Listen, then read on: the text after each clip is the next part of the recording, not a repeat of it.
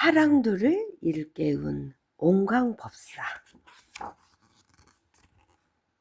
신라에 옹광이라는 사람이 있었어요.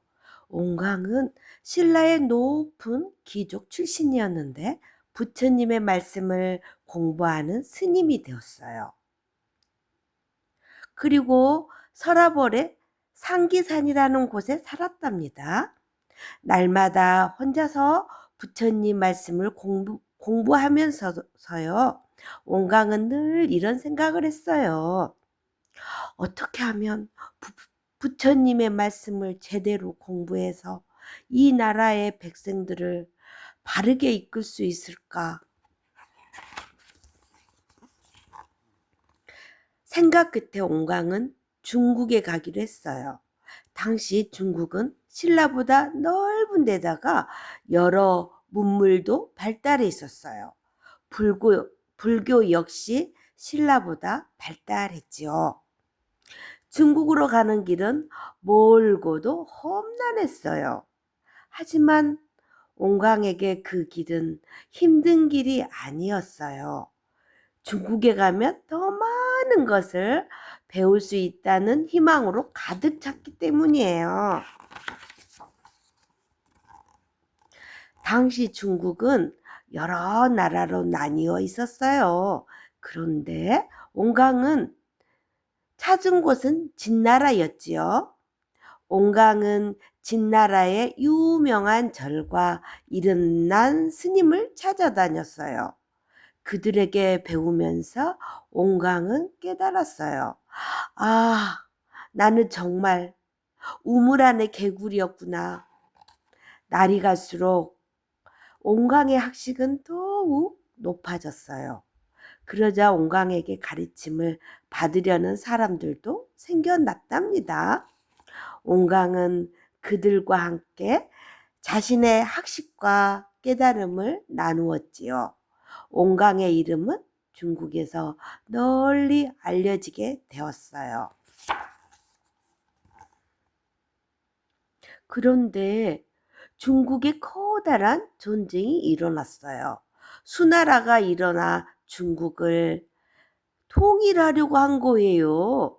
그러던 어느 날 수나라 군대 가운데 한 무리가 옹광이 머물던 절로 쳐들어왔어요. 옹광을 비롯한 많은 스님들이 끌려 나왔지요. 군사들은 눈을 부릅뜨며 소리쳤어요. 절에는 금은보화가 많다고 들었다. 스님들은 고개를 저었어요. 부처님을 모시는 곳에 금은보화가 어디 있겠소?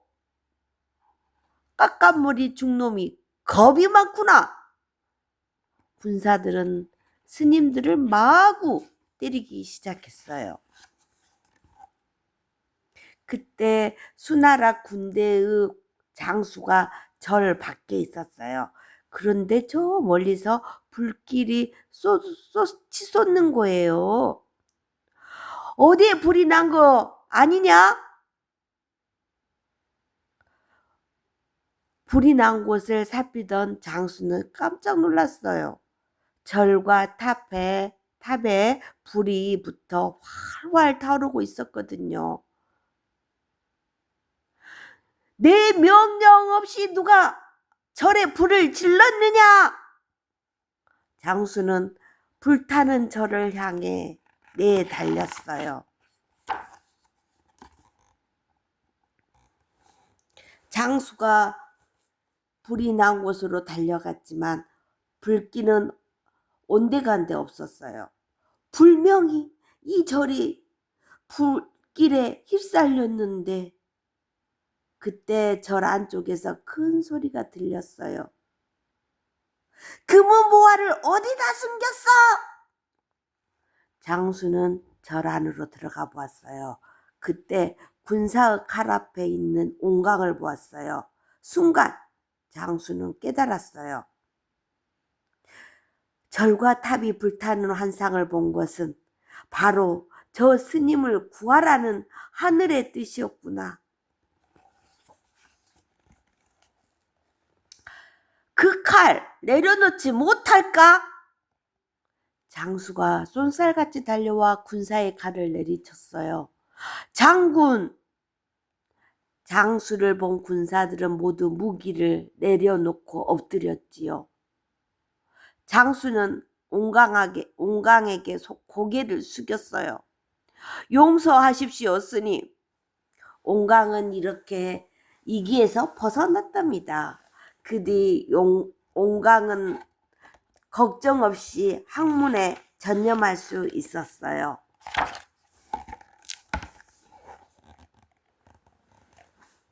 옹강이 신라를 떠난 지 20년이 넘었어요.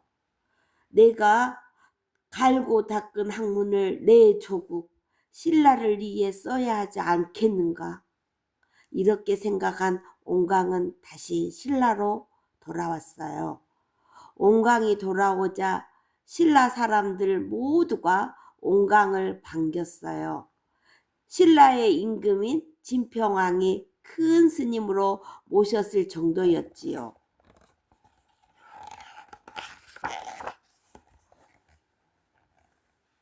진평왕은 특히 옹강에게 중국에 대해 많이 물어보았어요. 스님, 중국의 상황이 어떻습니까?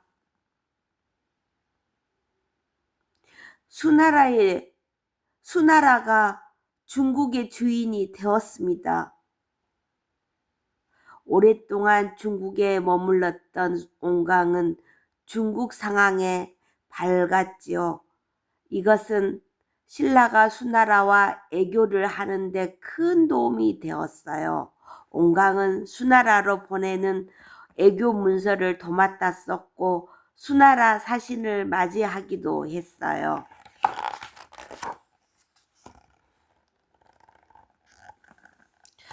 그러던 어느 날이었어요.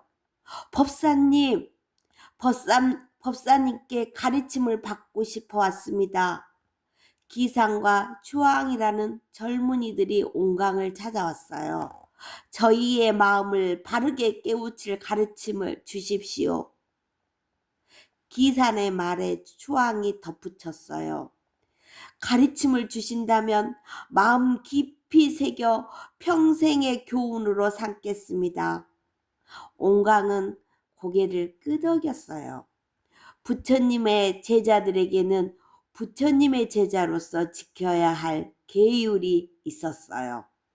하지만 임금의 신하로 한 부모의 자식으로 살아가는 사람들에게는 아직 적당한 가르침이 없었거든요.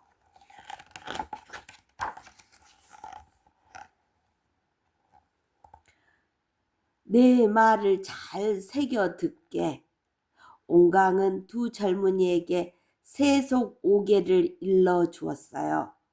첫째는 사군 이충으로 임금을 충성으로 섬기라는 뜻이네. 둘째는 사친 이효로 부모를 효도로서 섬기라는 뜻이고, 셋째는 교우 이신으로 친구는 믿음으로써 사귀라는 뜻이지. 넷째는 임전무태로 전장에 나가서는 물러섬이 없어야 한다는 뜻이고, 다섯째는 살생유택으로 살아있는 것을 죽일 때는 가림이 있어야 한다는 뜻일세. 세속오개는 세상에서 지켜야 할 5가지 계율이라는 뜻이에요.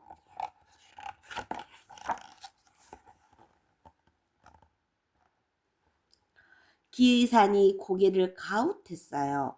법사님, 살아있는 것을 죽일 때는 가림이 있어야 한다는 뜻을 잘 모르겠습니다. 그러자 옹강이 웃으며 대답했어요. 나 같은 중들이야 고기를 먹지 않고 작은 벌레도 함부로 죽이지 않네만 자네들은 그 가르침을 따르기가 쉽지 않지. 그래서 살아있는 것을 죽일 때는 때와 장소를 가리라는 말일세. 그러니까 동물들이 새끼를 가질 시기에는 사냥을 멀리하고 농사에 기이하게 쓰이는 소와 같은 가축이나 고기 한 점 얻기 힘든 작은 짐승은 죽이지 말라는 뜻이네.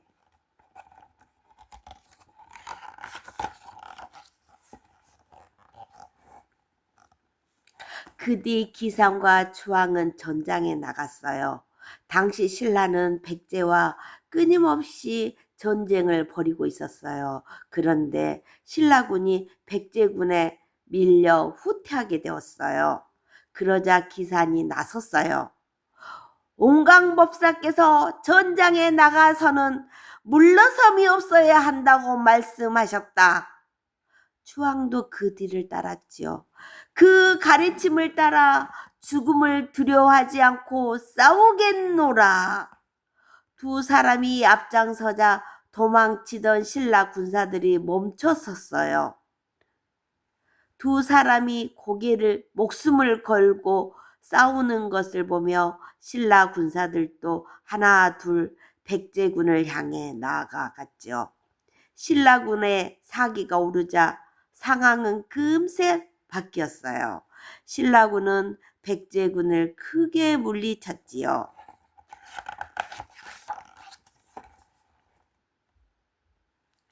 그 뒤 세속옥에는 신라의 젊은이들이 지켜야 할 계율이 되었어요. 당시 신라에는 하랑도라는 모임이 있었어요.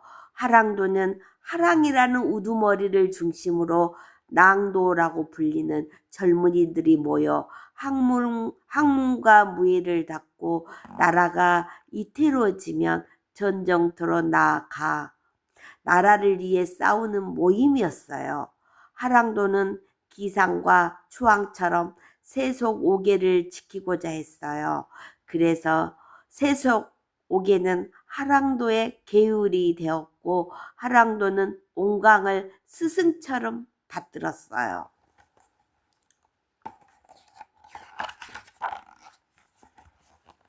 온강이 신라로 돌아온 지 40년이 흘렀어요.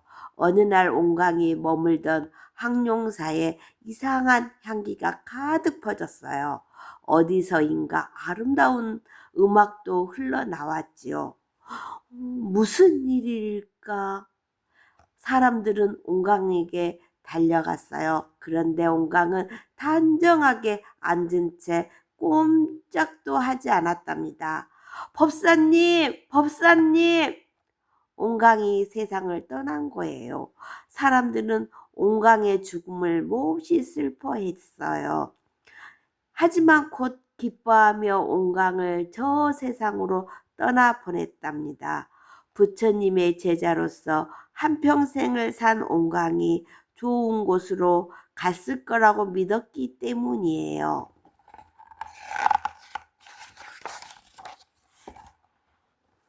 삼국유사에 담긴 온강법사 이야기.